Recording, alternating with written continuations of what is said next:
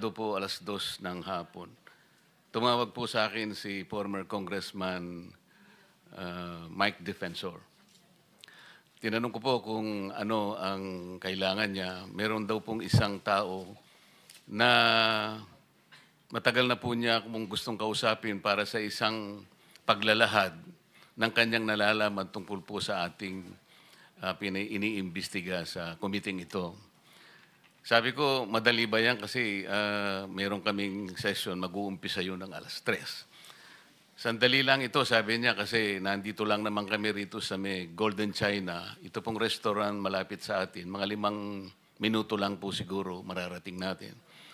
So ako po ay nagparaya at pinuntahan ko kung sino yung sinasabi niyang tao. Kasi po meron na raw po siyang draft na salaysay na kung gusto ko raw pong makita. So, Mr. Chair, ako po ay nagpaunlak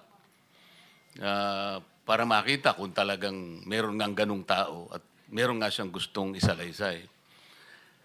Nakita ko po yung tao at pinabasa niya po sa akin yung isang salaysay na nakaporma na po.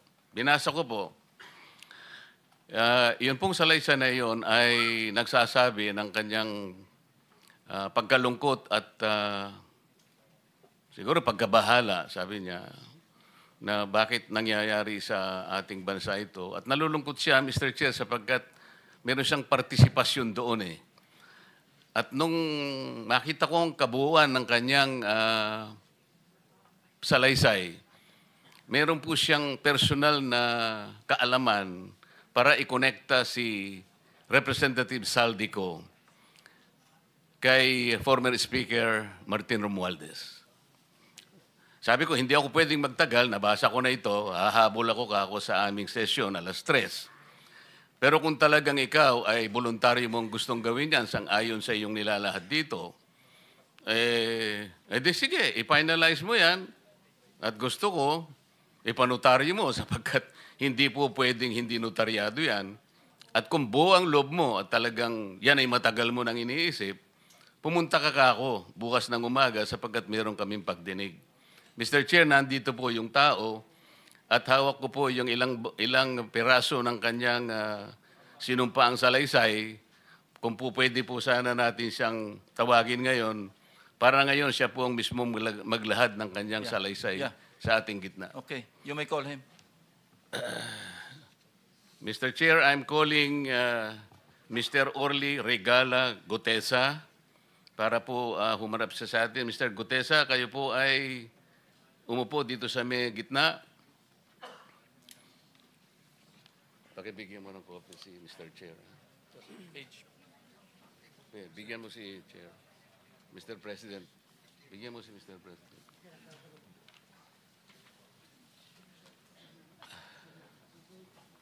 Manatili ka muna nakatayo kasi nunumpa ka.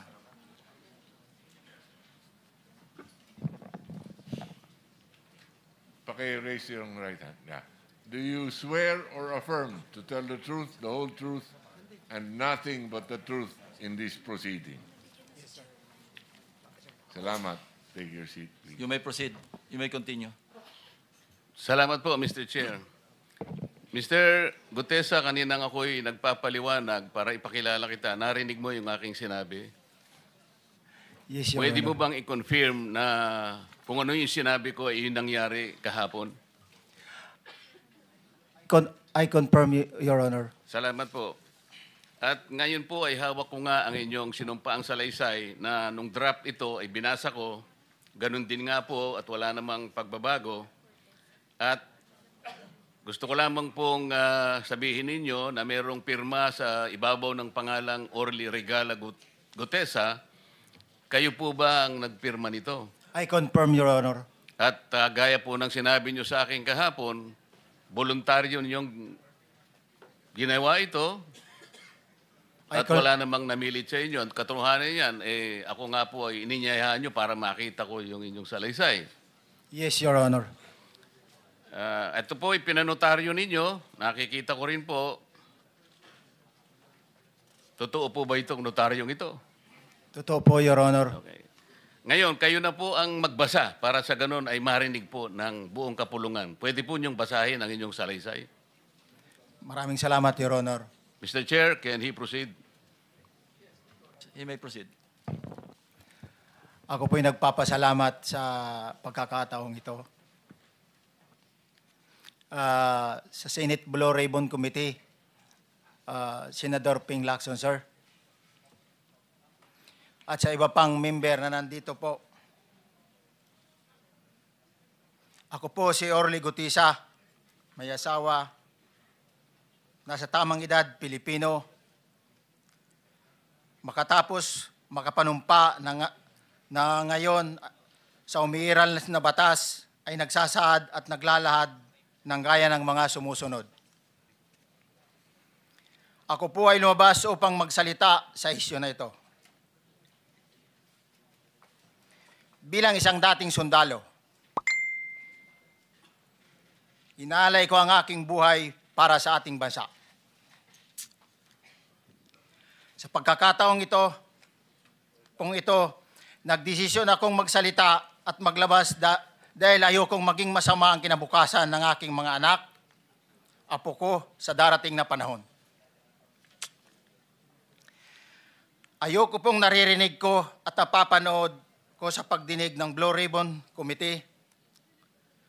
At ngayon ko po napagdugtong-dugtong yung naging partisipasyon ko po sa anomalya at korupsyon na ginawa at lumalabas sa hearing na ito. Yung palang pera na binubuhat namin at dinideliver mula sa masamang gawain na nagdulot ng baha na ikinamatay ng tao at imbis na gamitin ang pera sa edukasyon, medikal at programa na mapunta lamang pala sa bulsa ng mga politiko. Mabigat po sa akin magsalita dahil may pamilya ko.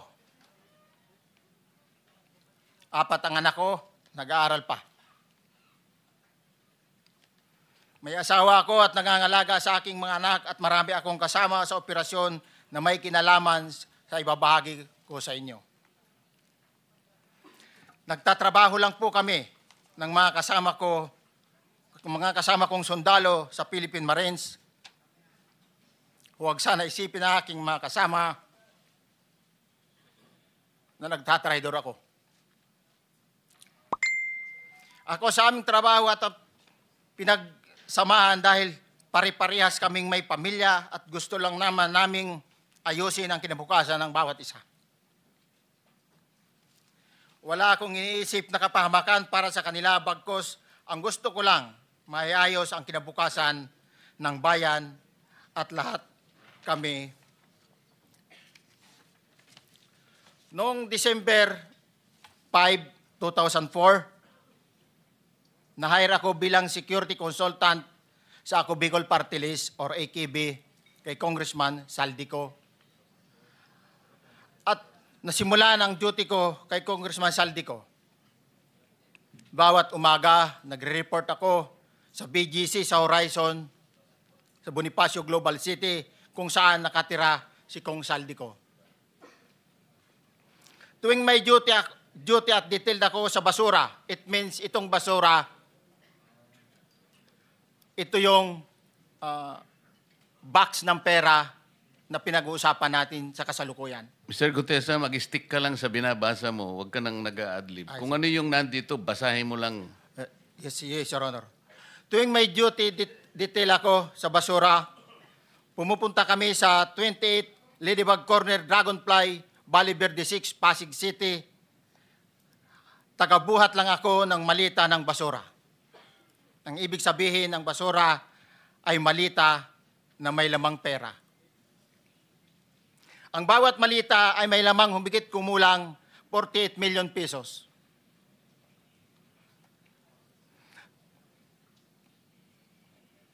Ang bawat malita ay may post-it na nakadikit na nakasaad kung magkano ang laman ng bawat malita. Tuwing may duty detail sa basura, may pumupunta na tao na magde-deliver ng basura at nire-receive ni John Paul Estrada at Mark Tiksay. Ang mga executive assistant ni Congressman Saldico at sila ang mga detailed sa mga ganyang activities. ang mga nangyayari kapag duty kami sa basura. Palimitang dinadala sa bahay ni Congressman Saldico sa Valle Verde 6 at tinatanggap naman ni Mark at ni Paul. Pagkatapos naming may baba ang nasabing basura, ipinapasok sa bahay ni Congressman Saldico sa Valle Verde 6 at binibilang ni Mark at ni Paul. Alam ko na ang laman ng malita ay pera sapagkat nakita ko si Paul na binuksan ang malita at inilabas ang laman para bilangin. Ang isang ehemplo na nagdala ng pera ay si Congressman Eric Yap ng AXIS Party List. 46 na malita ang dala niya sa bahay ni Congressman Saldico sa Valle Verde 6. Pagkatapos mabilang, isinakay namin sa mga sakyan patungo sa Horizon Residence sa Taguig. At dumiretso kami sa basement upang may baba ang nasabing basura. Bago ibaba ang nasabing basura, ito, Merong napuputol sa binabasa mo eh. Huwag kang magmadali. Huwag kang magmadali. naputol na, Ulitin mo yung paragraph 20. wala na akong, hindi ko makita na putol na siya.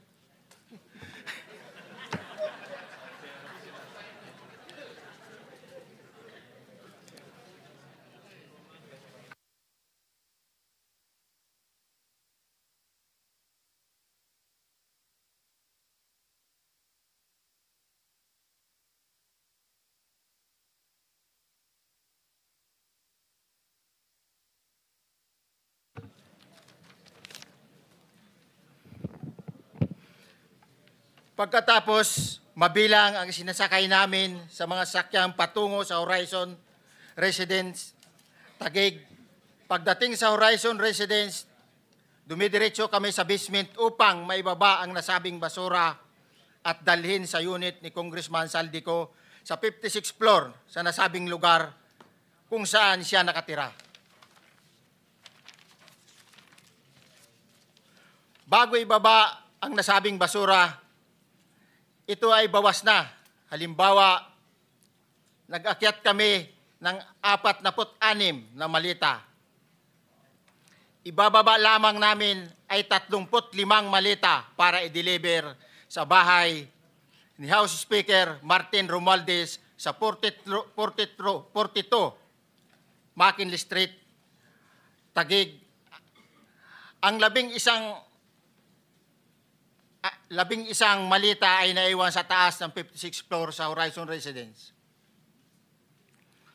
Humigit kumulang 3 beses ako mismo ang nag-deliver ng basura sa bahay ni Congressman Saldico sa Horizon Residence at sa mga bahay ni Speaker Romualdez sa 42 McKinley Street, Taguig.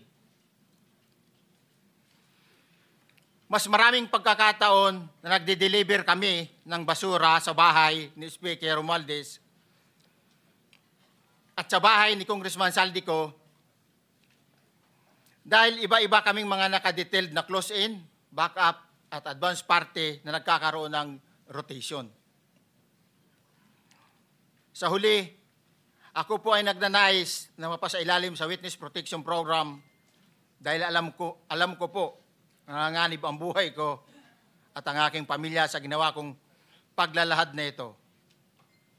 Sa katotohanan na ang lahat ay nilagdaan ko, ang salaysay na ito ay kusang loob at walang anumang pamimilit at bunsod lamang ng hangarin matulungan ang ating bansa. Ito po ay nilagdaan ko, Your Honor. Thank you, Orly. Before you proceed, meron lang ako papakitang litrato sa iyo. No? I-confirm mo, kasama na rin si Bryce, kung yan ba si Paul na binabanggit mo. I confirm, Your Honor. Yun nga po, Your Honor. Siya po. Okay, so, yeah, for the record, andito po yung litrato nung binabanggit na si Paul. Ang palyado nito.